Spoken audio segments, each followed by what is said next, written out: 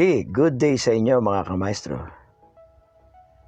Gusto nyo bang malaman kung paano ang tama at maayos na preparasyon sa mga ganitong balot ng masilyahin o ganito kalaking mga trabaho?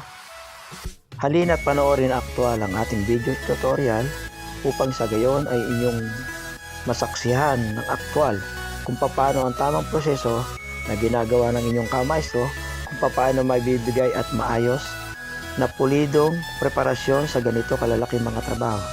Halina't samahan nyo ang inyong kamaestro panoorin ang ating mga pag-aaral sa video tutorial na ito.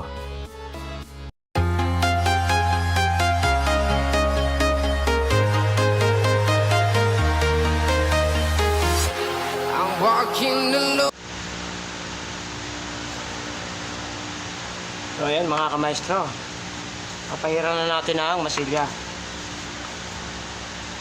At siya nga pala, Bro Angelo Ramos, ito yung sinasabi ko sa iyo kanina sa conversation natin.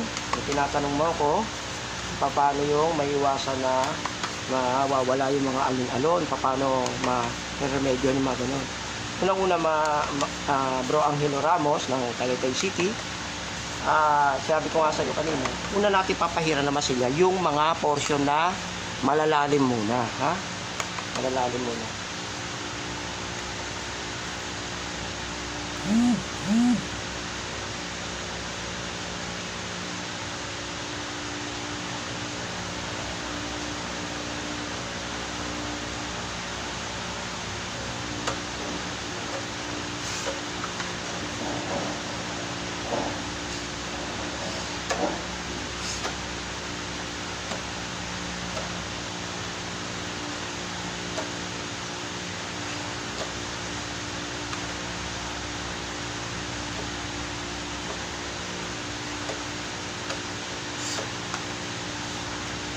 Unahin muna natin yung ating minasilyahan na una na malalalim. Ito, purpose ito, hindi malalim, ha? Kaya pinahiran na una ito kasi nagliha nga tayo ng numero 80 at saka 120. Tsaka ito, fiber pot ito. Marami itong butas. Ito muna ang uunahin natin na papahiran. Yung alam natin na maraming mga malalalim butas yan. Saka natin siya bubuuin. At saka natin pinapahiran ng ganito, mga kamaestro, at natuyo ito, bubuuin na natin siya ng masilya. Okay? Nagulaw sa inyo, ha? Saka natin yung bubuuin na hagod. Kung natuyo yan, haguran natin yan ng buo. Okay? So, ayan po, mga kamaestro, natuyo na. Pwede na tayo maghagod ng buo. So, bago tayo magpahid ng buo, kalusin muna natin yung mga natuyo. Kailangan kalusin muna yung mga natuyong masilya. Bakit kanyo? Kasi pag hindi nyo kinalos yan, mga kamaestro, pag hindi nyo kinalos at humagod kayo, burug-burug yan. Burug-burug. May tendency nakakapalang masilya nyo. Kaya kailangan, bago kayo humagod, kalusin nyo muna ng paleta. Para sigurado kayo na yung hagod nyo ay hindi burug-burog at hindi pumatay. Kasi tendency yung pagka burug-burog kumakapal. Ganun po yung mga. Ayan. Ayan na po siya. Pwede na po tayo kumagod. Bago yun, ilis muna natin ito.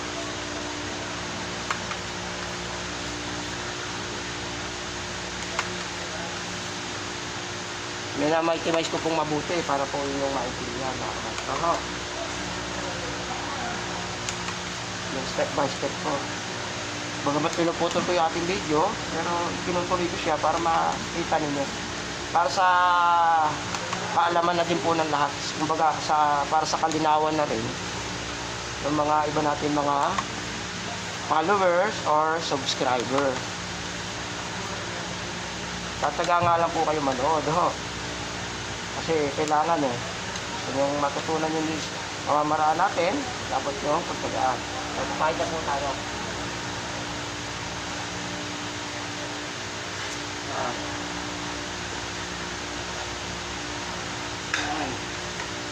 So,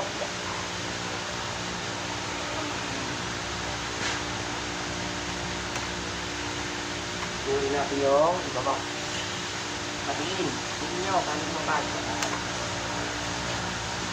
Hindi.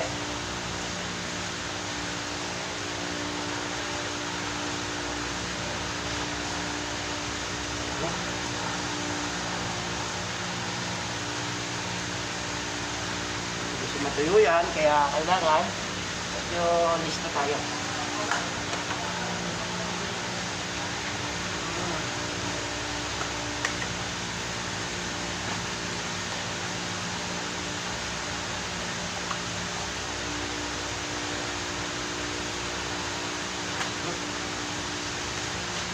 Medyo sa laula tayo ng konti. Yan. Matuyo eh. Kasi pag inabot na tuyo yan mga kamastro, yung hagod nyo na yan, itigas na yan. Ano na yan? Babala-balahin mo na. Kaya nga, gagas pa nga. Kayasin nyo yung sobra. Yan. Para pa nagdi, habang mas trabaho na yan. Yan. Eh, sumobra pong konti. Talagang gano'n. Tatapon na po natin to. Kung wala naman tayo papahira, paano gagawin? Hindi natin pwedeng ulit-uliting hagurin yan. Gagaspang na yan mga kamastro. Pag ginagod natin sa misang gano'n, hindi na pwedeng ulit-ulitin. Kasi pag inulit nyo yan, gagaspang na yan. Okay po ha. Kita nyo ball. Susunod niya, lilihain natin. So ayan nga po mga kamastro. Hagura na natin siya ng ikalawang hagod na buo. Nakita niyo naman, di ba? Hinagod natin siya ng pangalawang buo. Pinatuyo lang natin. Ayan, tuyo na siya. Pwede na siyang liyahin. Niliyahin po natin siya ng 120 muna. Kakatamin lang natin siya ng 120. After na itong 120, 220 naman to. Ha?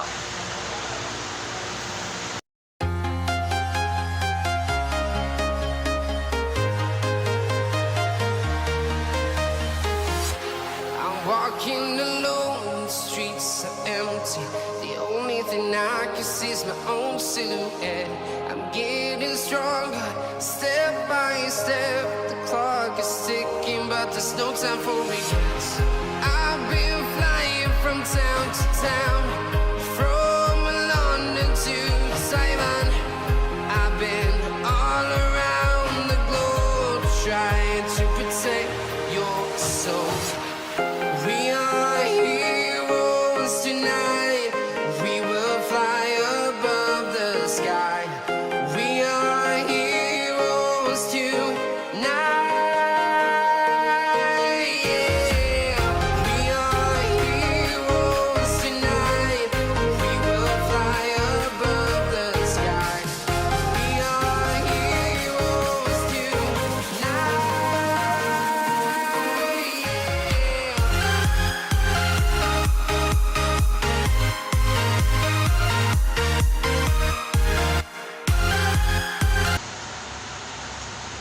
So ayan nga po mga kamaestro. Natapos na tayo sa 120. Pantay na natin sa 120. Susunod naman natin ay 220 mga kamaestro. Tulad nga na sabi ko sa inyo, itong mga block na to ang palagi natin gagamitin, yung malapad. Yung lapad po nito mga kamaestro ay 5. Ang haba po nito ay nasa 8. Maganda po mag-produce kayo ng mga ganito. Ha?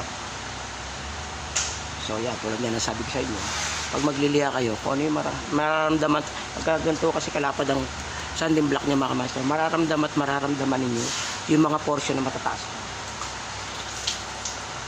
Kung nararamdaman niyo yung mga gano'n, na tumutulak kayo ng sanding block na matataas pa, doon muna kayo mag-focus. Sikapin niyo muna mapapantay siya. Yan, nakita niyo naman. Puro pa-slanting tayo.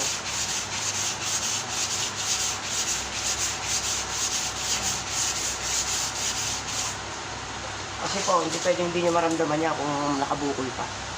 Sa lapad ng ano na to. Sa lapad ng sanding block na to. Mararamdaman at mararamdaman niya.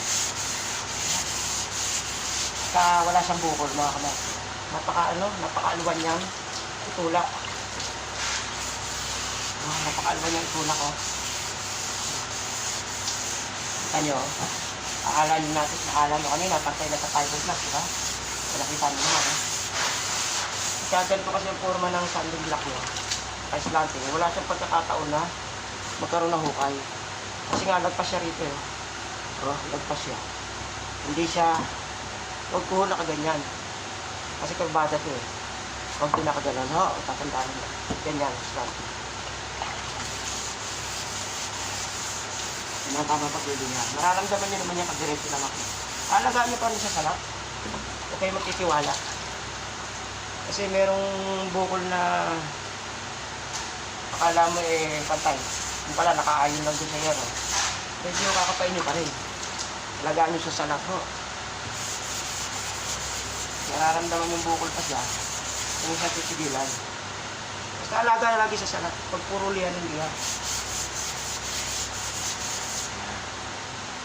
Yun lang may advice sa inyo ho. Pagkatapos ho niya 220 na yan, 320 na. After ng 320, tapos na ho yun. Ready for primer na ho yun mga kamaestro. So, sana ho, may natutunan kayo ulit ho.